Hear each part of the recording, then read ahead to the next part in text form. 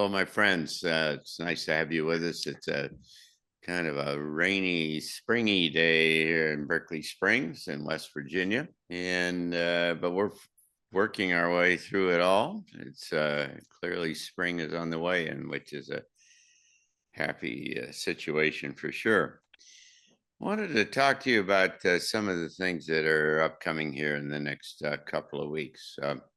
What it appears to be is that we're full into the crux of the big change that has been kind of forecast and anticipated for so long. Where many forecasters or analysts have suggested that 2025 was going to be epical and unusual, and in some cases, Cliff I even said it was kind of unbelievable, and so it appears to be.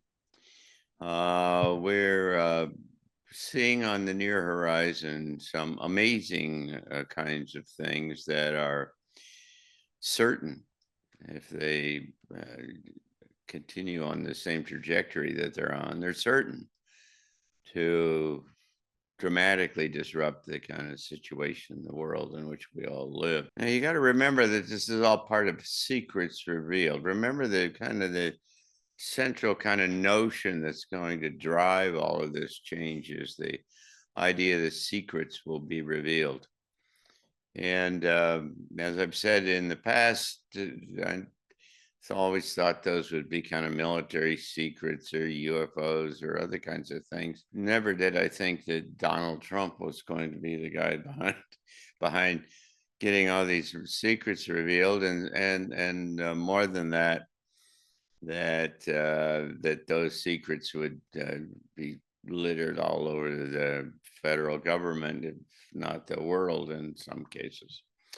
And so what we're into is the beginning of what looks like probably a waves of this kind of exposure, driven primarily by this DOGE, the Department of Efficiency, government efficiency, that Elon Musk is running. This is interesting. Parenthetically, by the way, is that if you've not looked into it, is this whole DOGE operation was grandfathered on top of an existing agency that already existed and already had representation in every agency in the government. And so they just repurposed something that already existed. And so there are no kind of questions, legal or otherwise, about whether these guys can do what they're doing. I mean, they're very much into the middle of it. As Elon Musk once said early on, if somebody asked him what job did he want if he would get into the government, he says, "I don't want any job. Just give me the passwords to all the computers." What he was indicating, of course, was really quite prescient, and that is that that if you got the passwords to the computers, you were into the guts and the inner workings of everything in the government. And so he's getting the passwords to all of the computers, and it's turning into something that is really rather spectacular. It's most kind of recently and currently spectacular in that he did an interview, maybe it was a week ago, might have been less than a week ago, with Senator Ted Cruz in the White House. And it wasn't a very long interview, but in the middle of this, interview, Ted Cruz said, "You got to talk about this thing that you were telling me about off camera, about these magic money machines or something." Elon Musk, rather kind of parenthetically, and he really didn't go into it very much, said, "Well, we've discovered that there are these 14 computers, different places in the government. Most of them are in the Treasury, one's in HHS, one's in the state, and one's in the or two are in HHS, or maybe two in state, and one of them is in the Department of Defense. And he said, and they're the payment computers. They pay the bills, right? And and what we found out is that none of them are connected to anything else. There's no kind of system that they're all connected to, so that you get kind of a clear kind of government-wide sense of where the money's going and so on. That none of the payments are related to any laws that exist. They are not tied into any kind of an accounting system at all, so that there's no way to tell to do any kind of assessment of how much money do you have left, or how much have you spent, or things like that. And he essentially characterized it as, he called them magic money machines, I think, or magic money computers. Cruz asked him, so what are they doing? He said, they just make up money. He said, they're just, they pay bills, and or whoever, however they, whatever basis kind of keys the system, they generate cash and they send it out. Well, the implications for that are huge. Chris Martenson has done a very effective and comprehensive kind of assessment of all of this. And what it says is essentially is that what you have is essentially trillions of dollars that nobody knows anything about, that has no accounting at all. It goes to the essence of the kind of the double entry bookkeeping kind of system, accounting system that everyone else uses, and is the basis for understanding the state of any kind of a business, or presumably government or an agency. And the fact of the matter is that there's no way to evaluate that there's just free money going out the door. And that what that does is kind of illuminates the fact that there's probably at least 100 times, if not 1,000 times, in Cliff High's point perspective, more dollars in the system, that is to say the global system, than anybody knew before. And what that does is, immediately when it becomes clear, it depreciates the dollar so much that it's probably reasonable, certainly in terms of the way it's been explained by both Cliff High and by Chris Martenson, that you'd have a collapse of the dollar, and a kind of a global collapse, economic collapse of one sort or another. That probably is the worst case scenario, but perhaps the most likely. Who knows? I mean, but you're into some extraordinary kind of situation here. Cliff High targeted tasked the remote viewers to look into all of this. Remember that the remote viewers are triple blind, and they don't know what they're looking at. And they drew Dick Allgaier, drew these political leaders coming out of a meeting in one of the congressional office buildings, and all throwing up all over the floor out in the hallway, which is now become kind of a bit of a meme that's running around the internet. The implication, of course, is that they just learned about something that was so profound and disruptive, and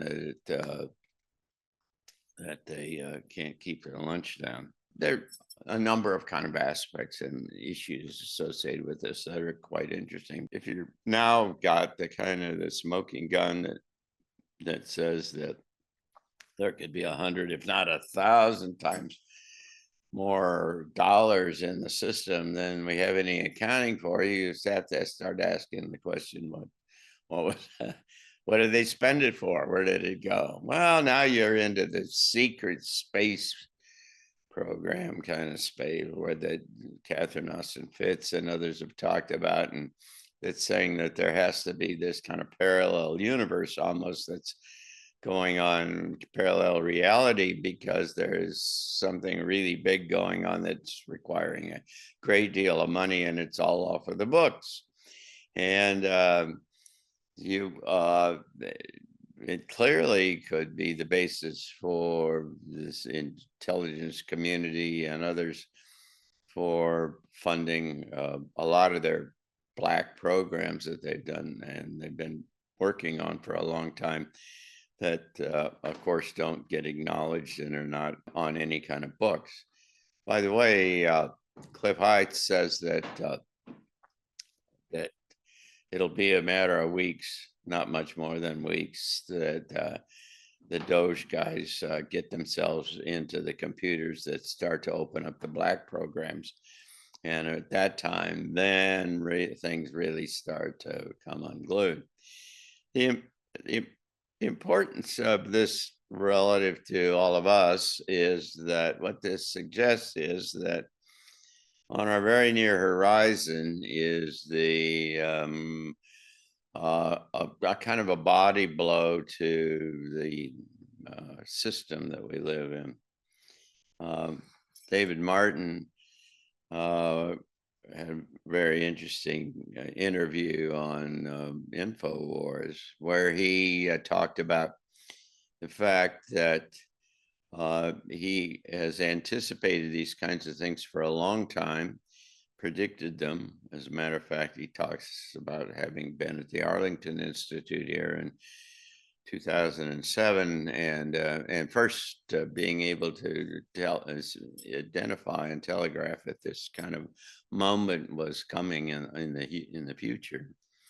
And what he says is that the reason why the COVID issue and any number of other kind of things, including some of what are ongoing right now, the reason why these big disruptive things are in play is because they've been orchestrated and they have been planned, and they've been planned because in part they desperately need to have some depopulation and decrease, particularly at the high end of the age scale. They want to get rid of the elderly folks because the Social Security and Medicaid and Medicare system is going to hit the wall and is going to collapse. And the only way that they see that they can even begin to kind of manage the process through manage their way through this kind of a process, this extraordinary kind of disruption, would be to be able to reduce the size of the population. There's some other elements in there as well, but in any case, I mean, what's showing up here, to the extent that you believe all of this, is that there is a very clear kind of orchestration and management and planning, strategic planning that has been moving this all forward, trying to forestall and try to deal with the certain implications that are associated with a giant collapse of the dollar, at least. The question then continues to be, so what? So what are you going to do about all of this, and how do you deal with this? Well, the central kind of notion seems to be that the dollar decreases in value very, very rapidly, and perhaps to the level that the people will not even take it because they do not know what the value might be. In that kind of a situation, which of course there are plenty of precedents of that, Zimbabwe comes to mind and other kind of places, where these kinds of things have happened to the local currency, and And it is horribly disruptive in terms of supply chains and every other aspect of the fabric of that supports human activity in a country or on the planet for that matter. You've lost confidence is what you essentially have in the system, because that's the only thing that holds that maintains this currency, this dollar system that is all based upon pieces of paper at best and just digits, most likely, electrons. And so there's nothing real there. And so all it is that supports the whole thing is trust. And if you lose trust, it's all a big psychological play. And the day that you lose trust is the day that the things you pull the bottom card out of out of the house of cards, and then the whole thing comes down, and it comes down really in a hurry. So what do you do about that? If in fact this all hits the fan in let's say April-ish, May, June at the latest. Anyway, it's kind of out here 60, 90 days away. And it takes that long for it to kind of work its way into the system, to people dig into the thing enough that it kind of takes, that people kind of grok it and figured it out.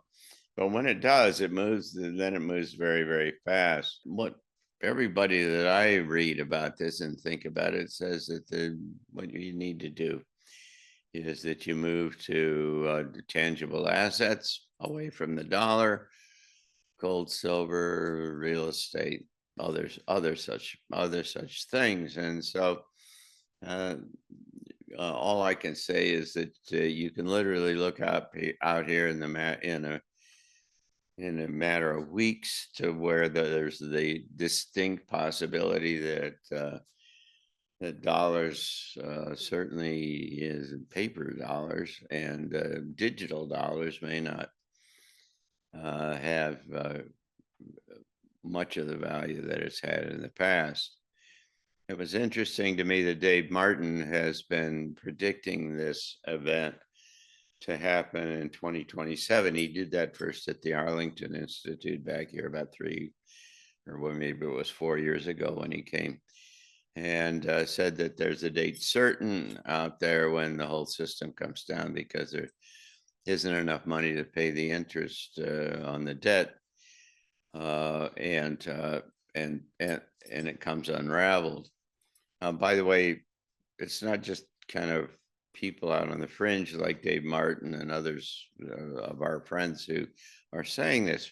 Pete Petersen, who used to be the Secretary of Commerce years ago, and a man of immense kind of gravitas and sophistication, has been talking about this inevitability for years, because it's been quite clear that it's coming downstream.